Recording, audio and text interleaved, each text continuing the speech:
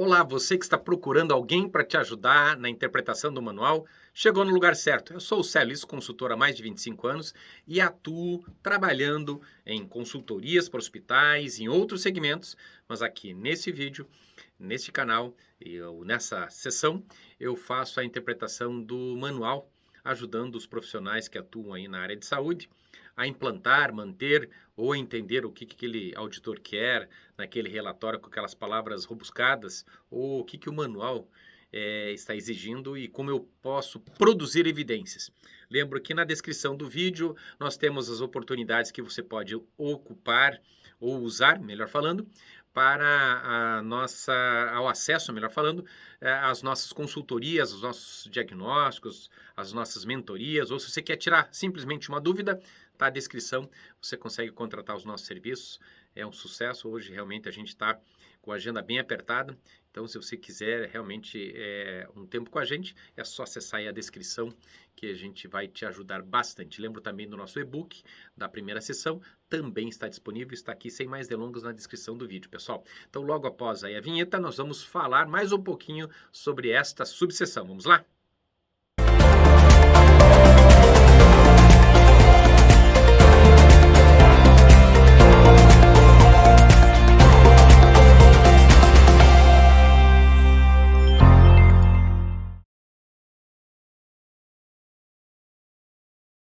Cumpre as diretrizes de notificação de incidentes e eventos adversos. Pessoal, isso nós já vimos. Mas a ONA, ela repete algumas informações no manual que ela podia ser um pouco mais sucinta. Então ela diz de novo, né, cumpre a prática da notificação de incidentes, circunstâncias de risco, near miss ou quase erro, eventos sem dano, eventos adversos. Ou seja, isso a gente já viu, pessoal, aqui na subseção 1.2, gestão da qualidade e segurança, basicamente no requisito número 6. Então, como é que você vai evidenciar? Reforçando mais uma vez, através dos seus procedimentos que regulamentam essa notificação, dos formulários disponíveis, quer sejam no sistema, quer sejam físicos, os fluxos de atendimento a essas notificações, os relatórios e as próprias investigações. Como a gente já viu isso lá na seção 1.2, o que eu sugiro para vocês? Que você aqui no próprio vídeo do YouTube, você clica lá no hiperlink, isso vai cair lá na seção 1.2, no capítulo destinado ao requisito número 6, você consegue entrar lá e tirar essa dúvida bem específica. Cumpre as diretrizes de notificação, de hemovigilância, farmacovigilância, tecnovigilância e biovigilância. Pessoal, são as regras básicas determinadas nos casos de hemovigilância, farmacovigilância, tecnovigilância. Esse é autoexplicativo, ou seja, como que você notifica. Então as evidências, os procedimentos são os formulários de notificação disso. E aqui, pessoal, cabe ressaltar quando são os casos de notificação e quando isso tem retorno. Então tem que tomar cuidado nas notificações, que são as situações reativas, mas também as questões passivas, ou seja, naqueles casos em que a vigilância sanitária, a Anvisa, determina o cuidado com determinados insumos. Então isso, como é que é feito a disseminação, fluxo dessas informações, os formulários envolvidos com isso. Porque imagina o seguinte, eu tenho um problema de farmacovigilância com determinado fármaco. O farmacêutico fica sabendo disso. E como é que toda a equipe fica sabendo? De que maneira eu fico sabendo em relação a isso? Em relação à tecnovigilância, de que maneira se houve um problema geral no Brasil, como que é feita essa disseminação, esse fluxo de informações para essa determinada área, para esse determinado fármaco ou para esse determinado equipamento. E lógico, a biovigilância também, as questões de biossegurança também atreladas a esse processo. Cumpre os critérios e procedimentos de segurança para a utilização de equipamentos, pessoal. Então, a equipe adere aos procedimentos de segurança na utilização de equipamentos.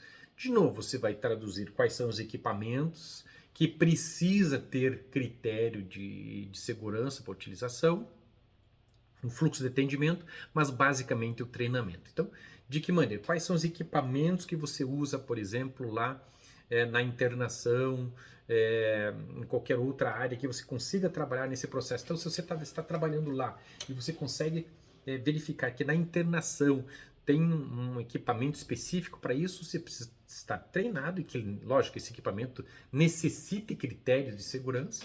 Então você vai procedimentar isso e basicamente a maior dica para vocês é o treinamento, a evidência de que esse equipamento foi treinado e os colaboradores foram treinados nesse equipamento.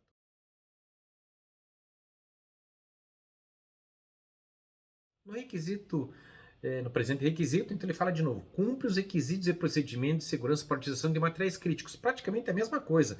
A ONU podia ter resumido, né, o requisito anterior com esse requisito. Fala do equipamento, também fala dos materiais críticos, pessoal. De novo, é a mesma coisa.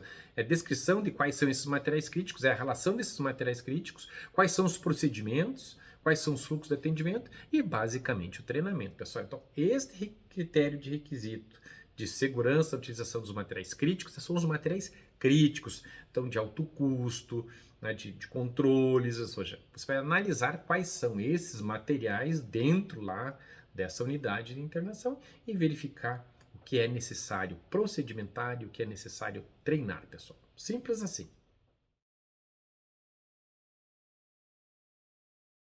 Cumpre o protocolo multidisciplinar para segurança na cadeia medicamentosa. Pessoal, lógico, a unidade de internação ela adere ao protocolo de segurança da cadeia medicamentosa. Lógico, não existe nenhuma área do hospital, da sua clínica, que não vá seguir o protocolo multidisciplinar. Isso é quase um pleonasmo, né?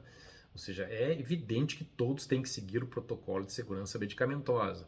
De novo, qual é o protocolo? Você vai traduzir qual que é o protocolo de segurança medicamentosa, quais são os formulários, principalmente os fluxos. Dentro disso, lógico, dentro dessa cadeia de segurança, né, ou da segurança na cadeia medicamentosa, o controle desses medicamentos, quer sejam de alta vigilância, quer sejam os medicamentos controlados, os aspectos de recebimento e armazenamento, o controle de estoque desses medicamentos, o carrinho de emergência, a amostra grátis e doações, ou seja, de que maneira que você cuida da segurança da cadeia medicamentosa em relação aos medicamentos.